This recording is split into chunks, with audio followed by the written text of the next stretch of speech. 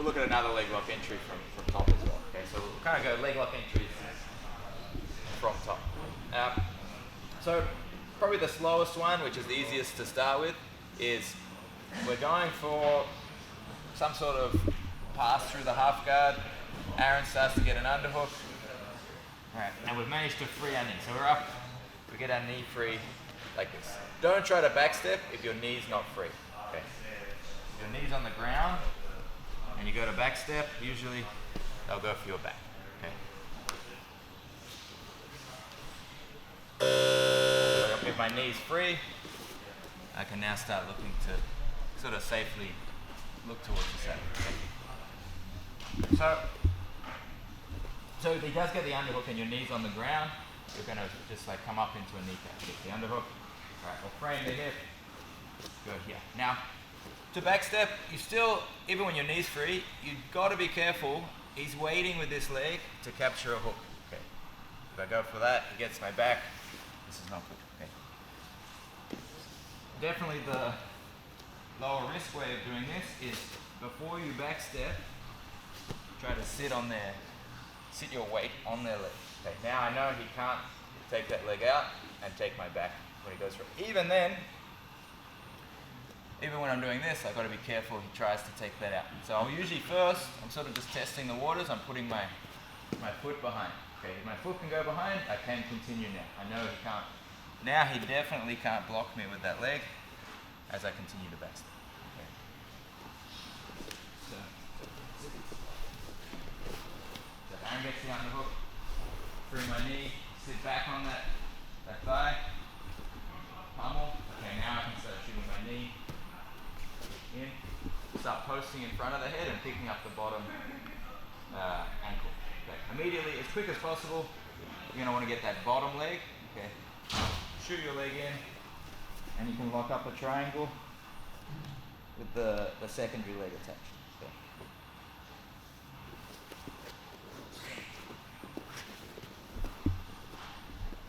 Here passing, Aaron gets the underhook. Free my knee, sit back on the leg. Okay. Pull your foot, move down, post on this side, pick up the ankle. Okay. Right. Now at this point, if you can, stay belly down. Okay, it's often better. Harder for him to hand fight and do all these things if you can get the saddle from here, as opposed to fall back. He's got more hand fighting. You can do the turning escape better. And so if I can capture this saddle belly down, I'll post on my head, okay, and I'll try and isolate first this free leg, okay. Once I'm there, I'm going to change to grab the ankle. I'm going to pull that into my neck very hard. I just want to make it, if I pull with my other hand into the neck, I can't extract that foot. Okay. Using my head and a grip like this. This leaves the other leg free. Okay, I'm trying to make it hard. Aaron's probably going to be trying to turn. Okay, I want at least that to be difficult because I'm pulling it into if his leg's kind of being stretched, it's harder to turn. If he's just sort of, I'm just here sort of chilling, holding the leg, he can probably turn. Turn. Can you roll there or not really? Go back. Even if I'm holding the leg? Yeah, he can probably roll. Okay. But if I'm sort of stretching the leg, right, it should be harder, okay? Almost like I'm pinning the hips with my other leg as well. So he's trying to roll now. I'm not saying he can't, but it should be harder to do. Okay. So again, we've landed here.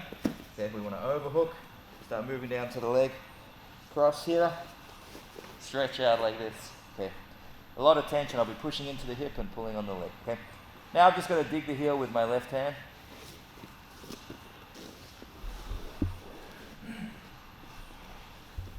When we're here, come towards the toes, dig the heel, close it in a bit so his knee bends, right? And then I can fall back under.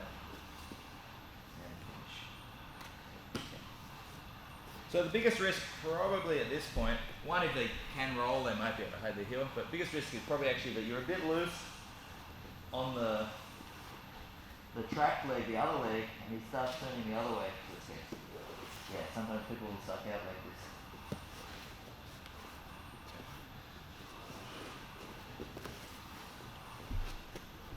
So that's, if you put all your focus on the secondary leg.